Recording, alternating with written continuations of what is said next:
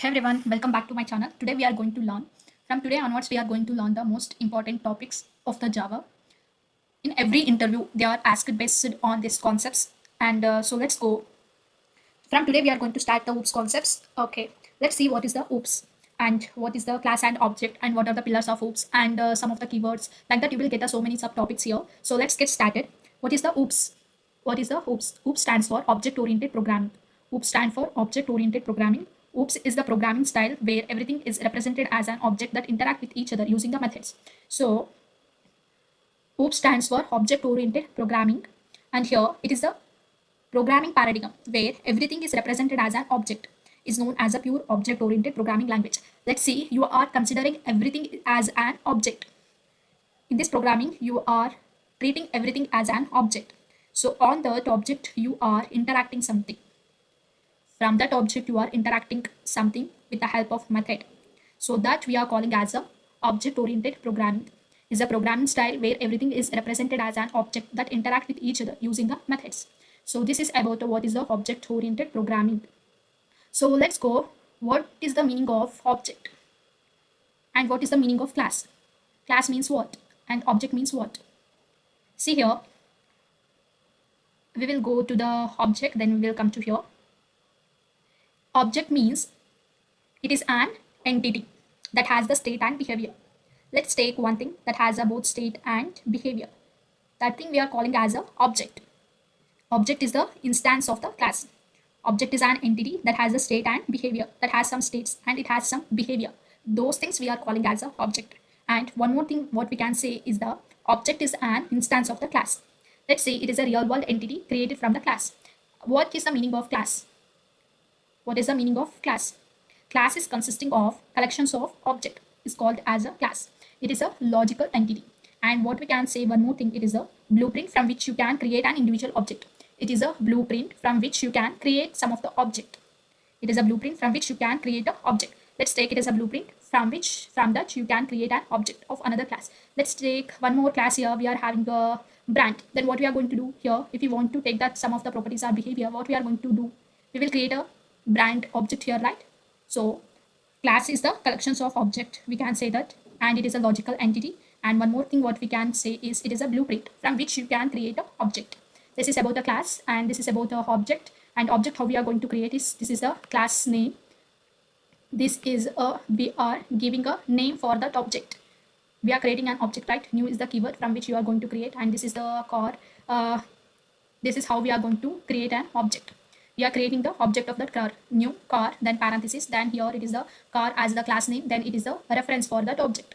So this is how we are going to create a object, and here class is the keyword, then we are giving a class name, then we are giving open parenthesis, close parenthesis, some of the code or method what we need to do we are putting inside this class. Okay, then here let's take an example.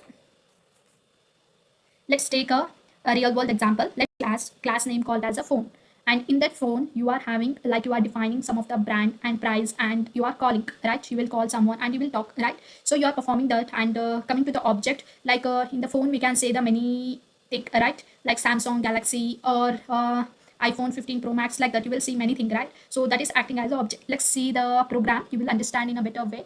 Okay, I will close the project, one second. Java series, right? Okay, then we will create here new and class. Here we will take a class name as phone, then we will click on finish. Okay, here what we will take here is we will take a string and we will take a brand. Okay, then we will take one more thing, int price, then we will take one method called as call, then here we will we will give here calling. Okay, we are taken one class called as a phone, then we are taken one variable called as a brand, it is of the type string, then we are taken a price, then it is of the type int, then we are given one method called as a call, and we are printed some sentence. Let's take one more class, and we will take a iPhone. Okay, we will click on public static void main string of args, Then here what we need to do is we need to create a object, right? We need to create a object of what? We need to create an object of this class, right? So we will take a phone, my phone equal to new phone.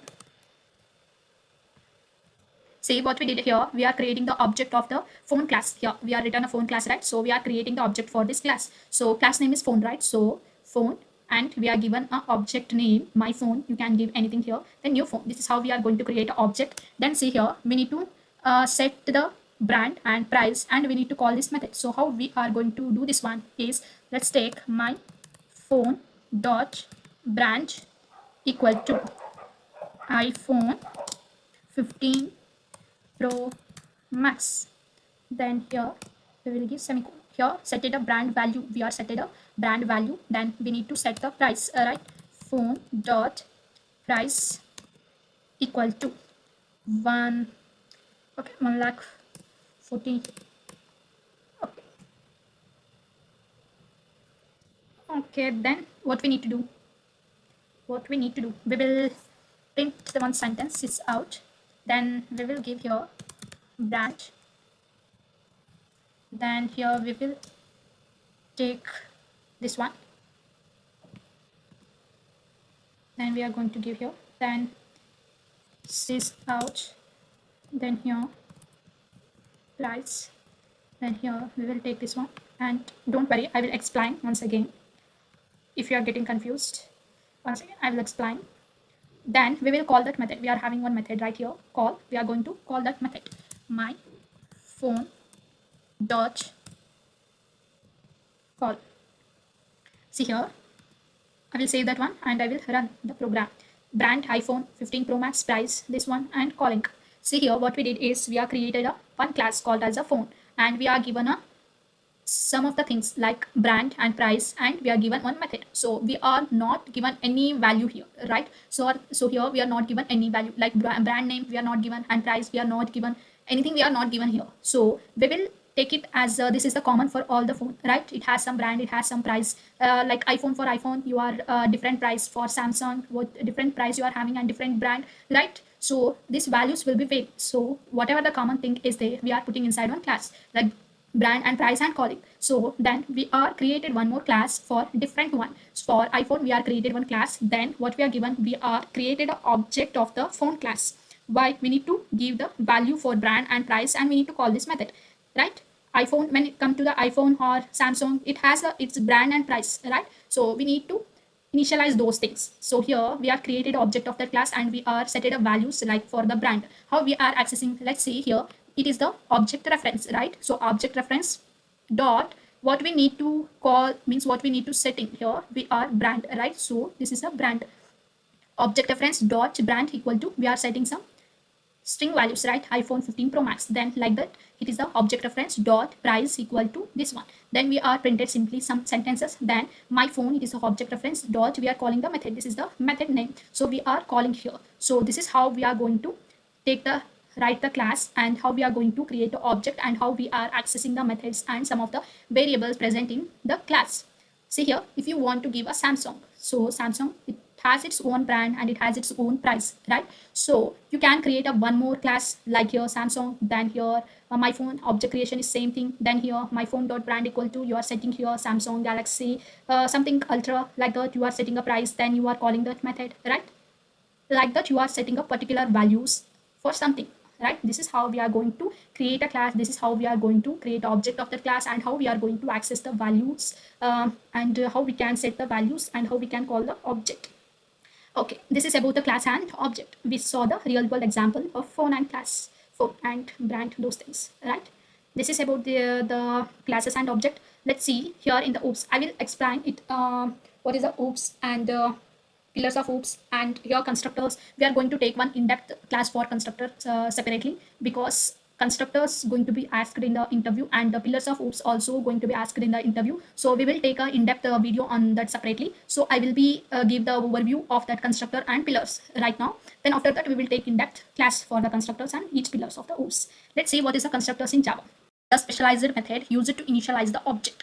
See here, you will understand what is the setters and getters. We can say that constructor is the specialized setters.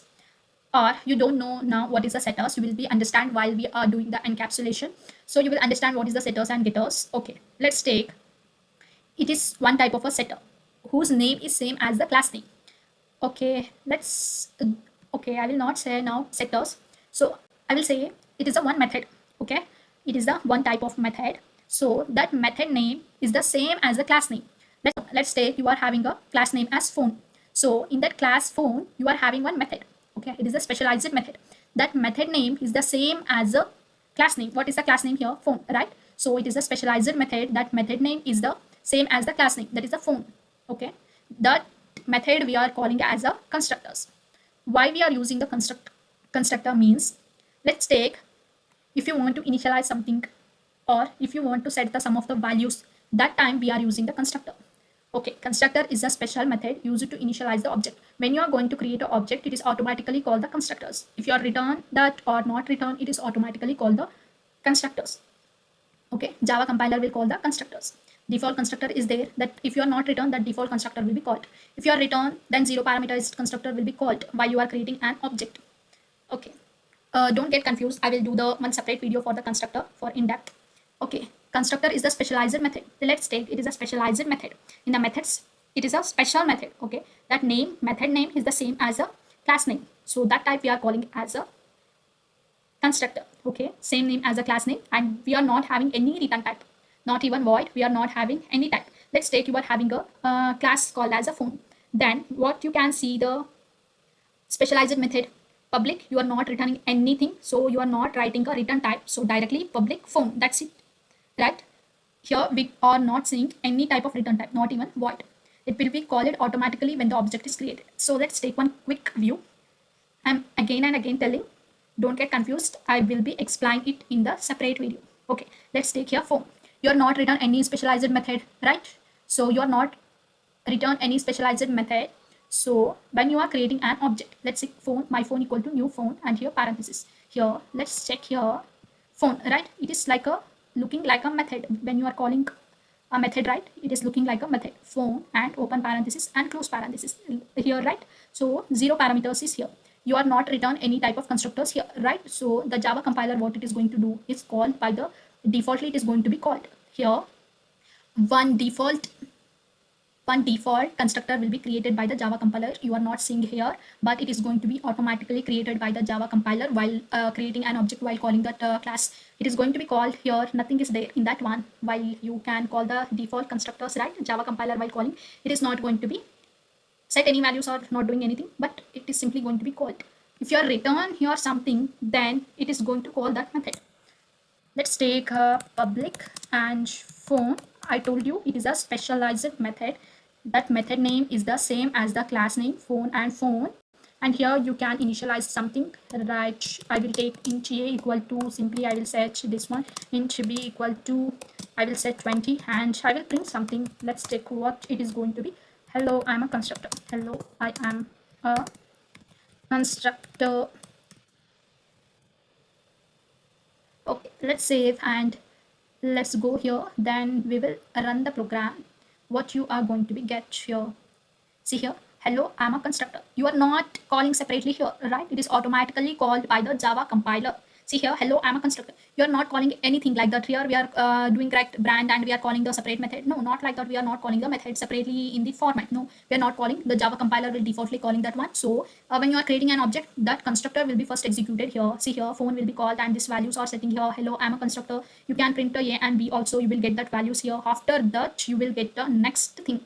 This is how the constructor is going to be work. Constructor is a specialized method whose name is the same as the class name and who do not have any return type. This is about a constructor. So let's go. You can see some of the like how you can call the constructor from, like if you have a multiple of constructor, then how we can write that one, and how we can call the constructors present in the same class, how we can call that one, like local chaining. We can say that how we are going to be do that one, we will understand in the next class. So if you need a in-depth for the constructor, let me know in the comment. So I will make that one constructor. Okay, so let's go and see what are the 4 pillars of OOPS. This is the most important one, and the interviewer can ask, explain the 4 pillars of OOPS and give me the real world example. always use the real world example while you are explaining the Java concept, because if you are explaining with a real world example, they will get impressed and they will think like you will have an in-depth knowledge of that one, and you are seeing in the your Java things in the real world, you are comparing and you are getting an in-depth knowledge and logic of that things. Logically you are thinking like that they are going to be things, so use the real world example always. Okay, 4 pillars of OOPS: encapsulation, abstractions, inheritance, polymorphism. We will understand each and everything in depth, one by one. We are going to see in the next class. We will understand in depth. I will explain simply 1 or 2 sentences what is encapsulation, abstractions, inheritance, polymorphism. Let's see what is the encapsulation. Encapsulations means, I will explain in the simple word. Okay, encapsulations means giving a security to the most important part of any object. Encapsulation is giving the security to the most important part of the object, like data member, with the help of private, and giving the controlled access using the setters and getters. Encapsulations means giving a security to the most important part of the any object, like data members, with the help of private, and you are giving the controlled access using the setters and getters. Let's see one example. AC. Let's take a AC. In the AC, coolant is there, right? In the AC, most important part is coolant, right? Coolant is the most important part, right? So what we are going to do for coolant, we will put a coolant inside that one, then we will cover with the some of the hardwares, right? Some of the things we are going to cover, we are protecting that, right? We are giving a security so it does not get damaged, so that's why we are providing the so many layers, right? Let's take an AC. Inside a AC we can see the coolant. In the coolant, it is the most important part, right? So for that we are providing a security, like we are protecting that coolant. How? By providing some of the layers, like we are giving a hardware part is this much big, coolant part is little bit, right? So we are protecting that one with the help of some of the hardwares, right? Like we are giving the so many caps, like we are protecting that one.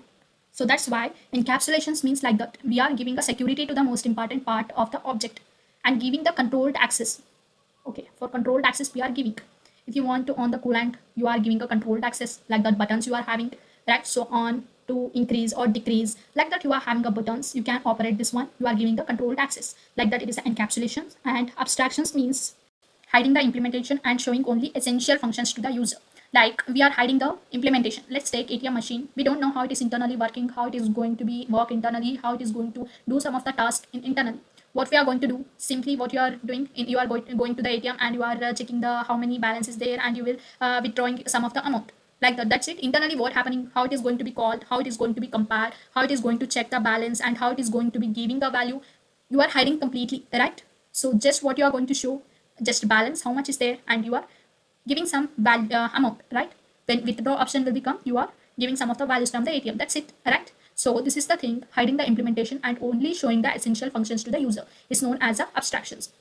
Inheritance means it is a process of one class acquiring the properties and behavior of another class. Let's take some of the properties you are getting inherited from your grandparent and parent, like that, right? You are having a skin color like white, or you are having a height like your grandparent. How you are getting that one? Some of the properties and behavior getting inherited from the grandparent to parent, parent to the child, right? This is how the inheritance is going to be work. Process of one class acquiring the properties and behavior from the another class. That's it. Polymorphism means what? Many forms.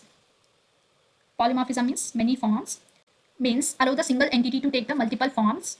So let's take an example. Let's take a student. Let's take a kid. Okay, how it is going to be behave in the class? He's going to behave like a decent boy or decent girl, decent student, like that. It is going to be behave, right? When he go to the school, he's going to be behave decently, right? Decently, because teacher is seeing, headmaster is seeing, there he's acting as a student, right?